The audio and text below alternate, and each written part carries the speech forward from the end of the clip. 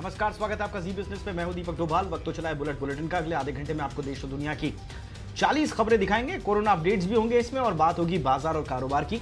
तो आइए शुरू करते हैं बुलेटिन का आज का सफर।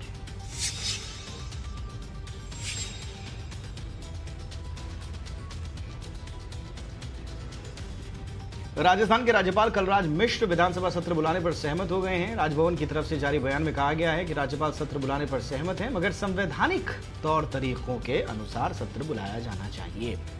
राज्यपाल ने सत्र बुलाने के लिए 3 शर्तें रखी हैं। राज्यपाल ने राज्य सरकार को विधानसभा सत्र बुलाने से पहले 21 दिन का नोटिस देने को कहा है। सोशल डिस्टेंसिंग का पालन और विश्वास मत परीक्षण का के जो हालात हैं उसमें कुछ शर्तों का पालन करने को भी कहा गया है।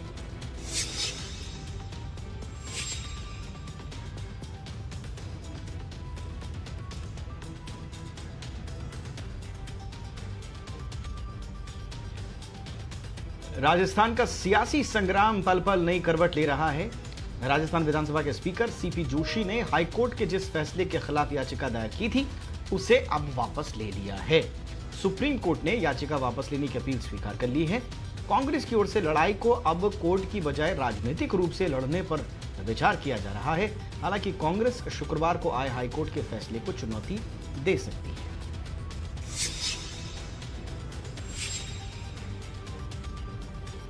राजस्थान की लड़ाई में गहलोत सरकार मुश्किल में फंसती दिख रही है, लेकिन गहलोत अपने विधायकों का मनोबल बढ़ाने में जुटे हुए हैं। जयपुर के होटल फेयरमाउंट में उन्होंने अपने विधायकों को भाषण दिया। उन्होंने कहा कि राजस्थान की जंग को राष्ट्रव्यापी रूप मिला है। लोकतंत्र और संविधान बचाने में राजस्थान की लड़ाई अहम भूमिका निभाएगी। उन्होंने एक बार फिर कहा कि सरकार की ओर से विधानसभा सत्र बुलाने का प्रस्ताव पर राज्यपाल मंजूरी देने को बाध्य हैं।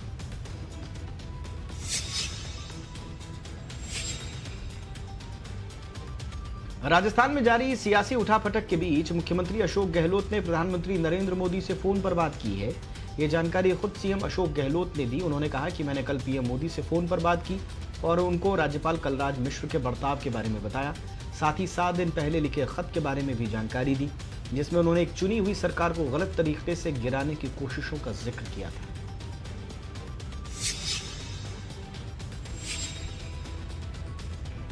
राजस्थान में इस उठापटक के बीच कांग्रेस की तरफ से नया दावा किया गया है। कांग्रेस प्रवक्ता रणदीप सुरजेवाला ने दावा किया है कि कांग्रेस के खेमे में जल्द ही 3 बागी विधायक लौटने वाले हैं। सुरजेवाला ने दावा किया कि अगले 48 घंटे में तीनों बागी विधायक कांग्रेस में लौट आएंगे। हालांकि उन्होंने अभी इसका खुलासा नहीं किया है कि वो कौन से विधायक हैं। ये पहली बार है जब कांग्रेस ऐसा दावा कर रही है।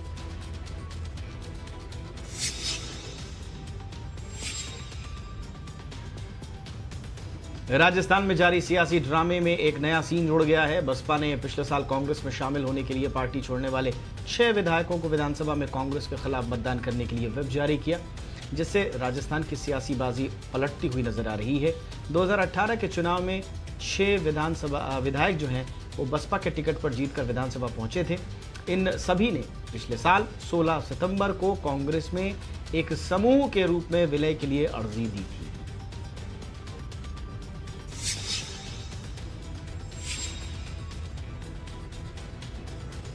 राजस्थान संकट को लेकर कांग्रेस अब सड़क पर उतर आई है। कांग्रेस कार्यकर्ताओं ने देश भर में राज्यपालों के घरों के बाहर बीजेपी के खिलाफ लोकतंत्र बचाओ संविधान बचाओ के नारे लगाते हुए प्रदर्शन किया।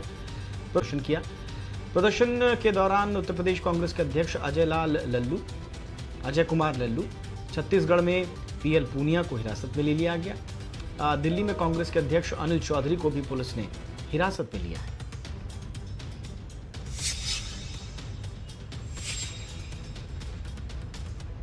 कांग्रेस नेता राहुल गांधी ने चीन के मुद्दे पर एक बार फिर मोदी सरकार को घेरा है। राहुल गांधी ने एक और वीडियो जारी किया है जिसमें उन्होंने कहा कि एक भारतीय के रूप में मेरी पहली प्राथमिकता देश और देश की जनता है। अब यह साफ है कि चीन के लोग हमारी सीमा में घुस आए हैं। यह बात मुझे परेशान करती है। इससे मेरा खून खौलने लगता है। कैसे दूसरा देश हमारे इलाके में घुस आया? अगर आप चाहते हैं कि मैं चुप हो जाऊं और लोगों से झूठ बोलूं तो मैं चुप नहीं रहूंगा।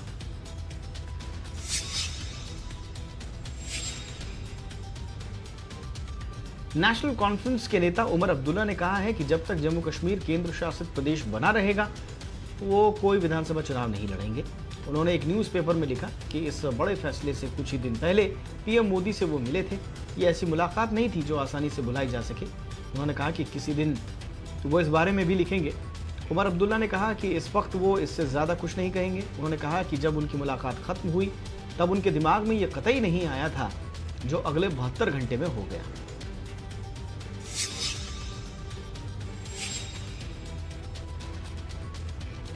सुप्रीम कोर्ट ने पीएम केयर्स फंड का पैसा एनडीआरएफ में ट्रांसफर करने के मामले पर फैसला सुरक्षित रख लिया है। सुप्रीम कोर्ट ने सॉलिसिटर जनरल से 3 दिन में लिखित जवाब देने को कहा है। सुप्रीम कोर्ट में दाखिल याचिका में पीएम केयर्स फंड को गैर जरूरी बताया गया है। इसमें पारदर्शिता की कमी का हवाला दिया गया।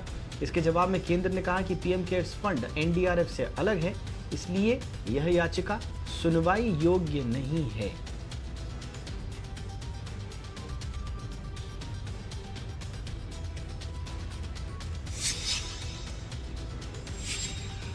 और अब बात करते हैं कारोबार और बाजार की। तो कारोबारी हफ्ते के पहले दिन बाजार में बिकवाली देखने को मिली।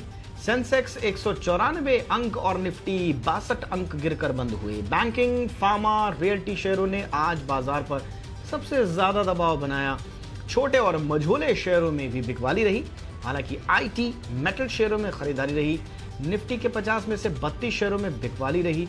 सेंसेक्स के 30 में से 17 शेयरों में बिकवाली रही। बैंक निफ्टी के सभी 12 शेयरों में गिरावट देखने को मिली है।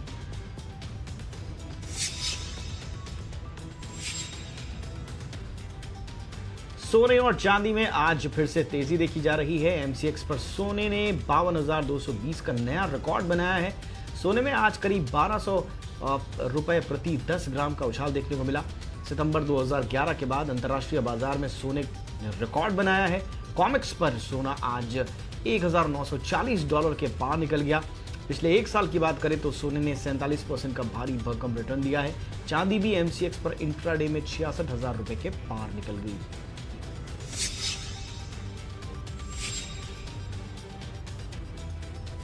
सरकार ने गोल्ड, ज्वेलरी और कलाकृतियों पर हॉलमार्किंग की डेडलाइन को बढ़ा दिया है। अब नई डेडलाइन 1 जून 2021 तक के लिए बढ़ा दी गई है।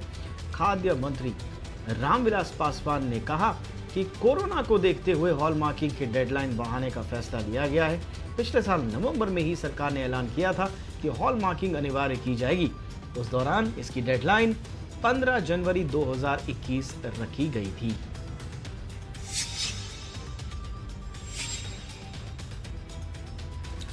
कोटक महिंद्रा बैंक का पहली तिमाही का मुनाफा 8.5% गिरकर 1244 करोड़ रुपए रह गया है, जो कि पिछले साल इसी तिमाही में 1360 करोड़ रुपए दर्ज किया गया था।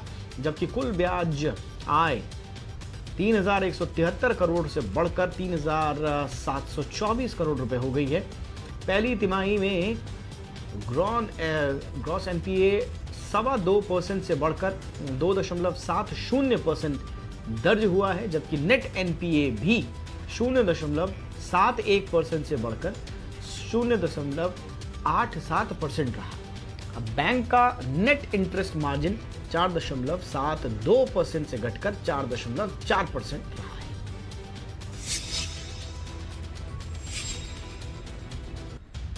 टेक महिंद्रा के नतीजे उम्मीद से काफी बेहतर रहे। पहली तिमाही में टेक महिंद्रा का मुनाफा 804 करोड़ रुपए से बढ़कर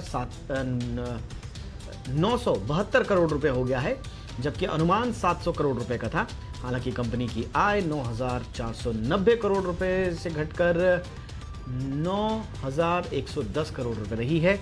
डॉलर आय भी 129.5 करोड़ डॉलर से घटकर 121 करोड़ डॉलर रही है। कंपनी को अप्रैल से जून तिमाही के दौरान 29 करोड़ डॉलर के ऑर्डर्स मिले।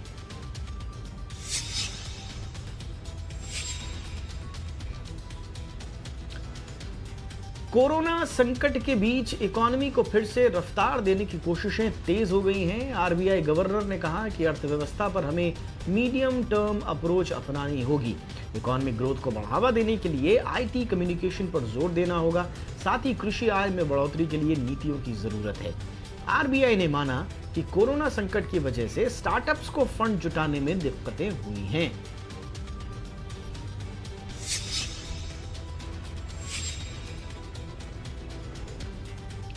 लोन पेमेंट पर मोरेटोरियम की अवधि को और नहीं बढ़ाया जाए, एचडीएफसी के चेयरमैन दीपक पारेख ने ये appeal reserve bank governor Shaktikanta Das से की है। उन्होंने कहा कि इससे बैंक, एनबीएफसी और पूरी इंडस्ट्री को नुकसान होगा। उन्होंने कहा कि देखने में आ रहा है कि जो लोग लोन चुकाने की हालत में हैं, चाहे वो कोई भी शख्स हो या कंपनी हो, वो भी इस स्कीम का फायदा ले रही है। चर्चा यह है कि सरकार इसे फिर 3 महीने के लिए बढ़ा सकती है।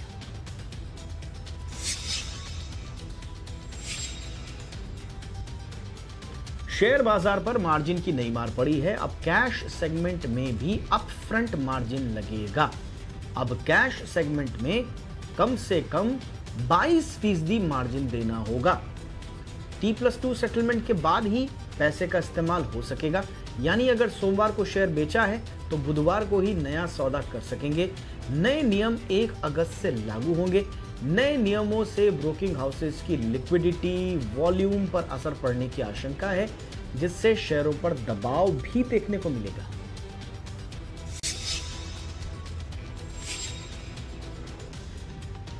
इंश्योरेंस सेक्टर के लिए आज बड़ी खबर आई है। सूत्रों के हवाले से पता चला है कि यूनाइटेड इंडिया नेशनल और ओरिएंटल इंश्योरेंस का निजीकरण नहीं होगा। सरकार की योजना एलआईसी की तरह सिर्फ एक सरकारी जनरल इंश्योरेंस कंपनी बनाने की है। आगे चलकर 3 सरकारी इंश्योरेंस कंपनी का मर्जर न्यू इंडिया इंश्योरेंस में होगा।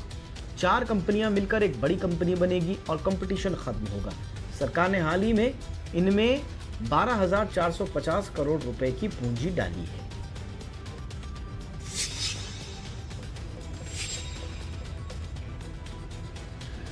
फिक्की ने सरकार को सुझाव दिया है कि aviation, sports, school, colleges, tourism, इन तमाम क्षेत्रों में शर्तों में ढिलाई की जाए। फिक्की का कहना है कि ये सेक्टर कोरोना को बढ़ने से रोकने में अपना सर्वश्रेष्ठ योगदान देंगे और अर्थव्यवस्था को मजबूती भी देंगे। फिक्की ने सभी सुरक्षा शर्तों के साथ सिनेमा, मल्टीप्लेक्सेस को खोलने का सुझाव दिया है। जब तक स्कूल बंद हैं, तब तक एक बेहतर डिजिटल फ्रेमवर्क बनाने की जरूरत भी बताई है। आइए देश और दुनिया की बाकी 20 खबरों पर एक नजर डाल लेते हैं।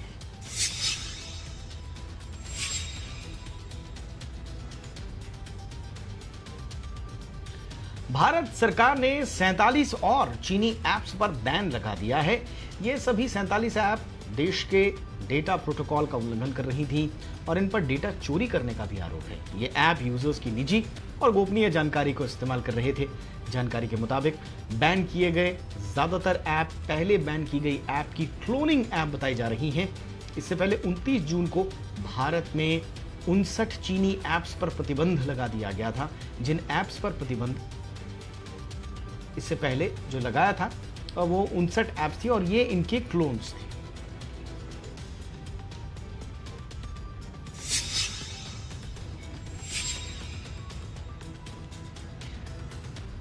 भारतीय वायुसेना के बेड़े में शामिल होने के लिए 5 राफेल फाइटर जेट ने फ्रांस से उड़ान भर दी है।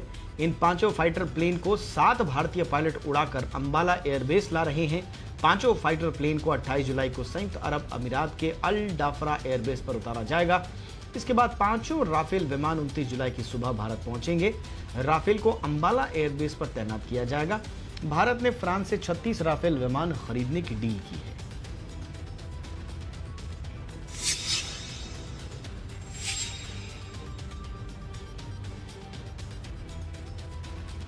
सरकार यूएपीए के तहत कड़ी कार्रवाई करने जा रही है। सूत्रों के मुताबिक आतंकी गतिविधियों में लिप्त लोगों की संपत्ति जब्त होगी। गृह मंत्रालय ने यूएपीए कानून के तहत दाऊद इब्राहिम, मसूद अजहर, जाकिर उर रहमान लखवी और हाफिज सईद को आतंकवादी घोषित किया है। गृह मंत्रालय ने 44 अधिकारियों की एक स्पेशल टीम बनाई है जो आरोपियों की संपत्ति पर नजर रखेंगे। साथ ही ये टीम उनकी संपत्ति जब्त करने और बैंक अकाउंट फ्रीज करने को कहेगी।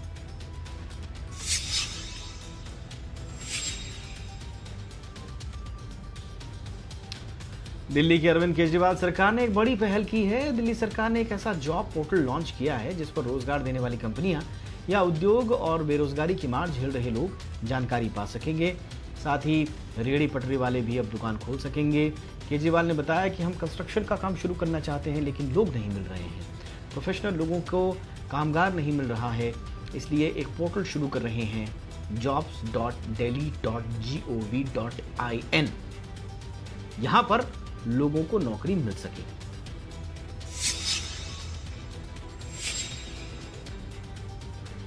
देश में कोरोना वायरस संक्रमण का ग्राफ तेजी से बढ़ता जा रहा है। भारत में कोरोना के मामले 14 लाख के पार पहुंचने में 179 दिन लगे हैं, जबकि सिर्फ 2 दिन में करीब 1 लाख तक मामले आ रहे हैं। पिछले 24 घंटे में 49,931 नए केसेस मिले हैं और इस दौरान 708 लोगों की मौत भी हो गई। फिलहाल भारत में कोरोना के 4,85,114 सक्रिय मामले हैं। बीते 24 घंटे में सक्रिय मामलों में 17,232 मरीजों का इजाफा हुआ है।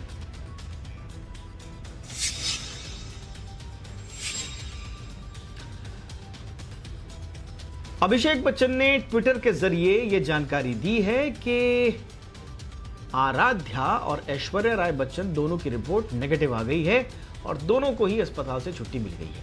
वहीं अभिषेक और अमिताभ को अभी डॉक्टरों की निगरानी में रहना होगा। जूनियर बच्चन ने फैंस और शुभचिंतकों का धन्यवाद भी दिया।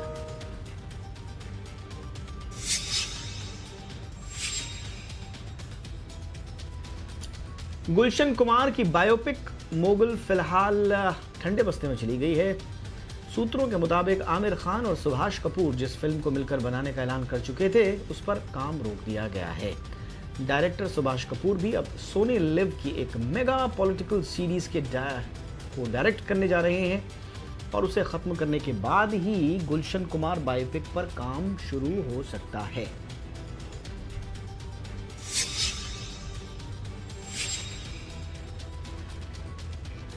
एक्टर कार्तिक आर्यन के पास एक के बाद एक फिल्में आती जा रही हैं। खबर है कि कार्तिक अब अल्लू अर्जुन की ब्लॉकबस्टर फिल्म अल्ला वैकुंठपुरामुलु के हिंदी रीमेक में नजर आएंगे। इस फिल्म को वरुण धवन के भाई रोहित धवन डायरेक्ट करेंगे, जबकि एकता कपूर और अल्लू अरविंद फिल्म के प्रोड्यूसर्स हैं। कार्तिक की यह फिल्म अगले साल फरवरी में फ्लोर पर आएगी। फिलहाल इसकी हिंदी स्क्रिप्ट और प्री प्रोडक्शन पर काम चल रहा है।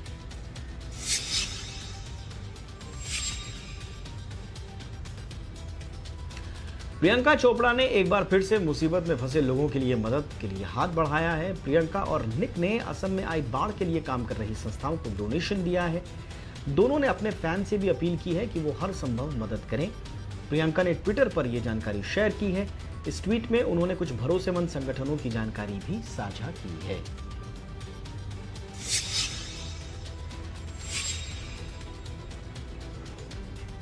यूएई में आईपीएल कराने का रास्ता साफ हो गया है।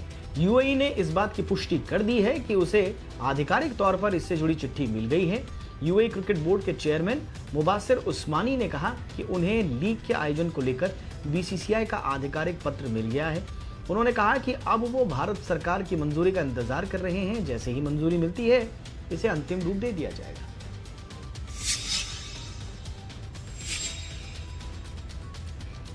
आईसीसी ने वर्ल्ड सुपर लीग की शुरुआत का ऐलान कर दिया है। इस लीग के जरिए 2023 में भारत में होने वाले वर्ल्ड कप के लिए टीमें क्वालिफाई करेंगी।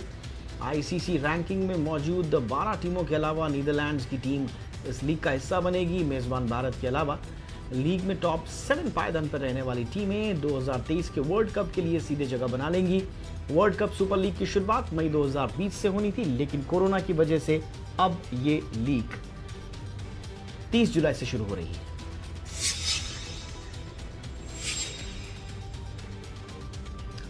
सौरव गांगुली का बीसीसीआई अध्यक्ष का कार्यकाल कल यानी कि 26 जुलाई को खत्म हो गया। इसका मतलब ये नहीं है कि वो अपने पद से मुक्त हो जाएंगे। दरअसल बीसीसीआई ने सुप्रीम कोर्ट से कूलिंग ऑफ नियम में संशोधन की मांग की है और इस अपील पर सुनवाई 17 अगस्त को होनी है। ऐसे में माना जा रहा है कि अदालत के आदेश तक बोर्ड के पदाधिकारी अपने पद पर बने रहेंगे। इस बीच वो इंटरनेशनल क्रिकेट काउंसिल यानी आईसीसी में कोई पद हासिल कर सकते हैं।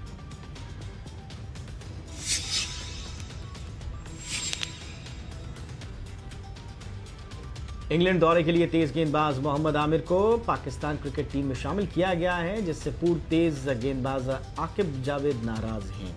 उनका कहना है कि आमिर इंग्लैंड के खिलाफ टीम में जगह पाने लायक नहीं थे। उनको इंग्लैंड भेजना बोर्ड का गलत फैसला है, क्योंकि वो सिर्फ T20 क्रिकेट खेल सकते हैं। टेस्ट से उन्होंने संन्यास लिया हुआ है। उन्होंने कहा कि पाकिस्तान क्रिकेट बोर्ड मोहम्मद आमिर की फैन है।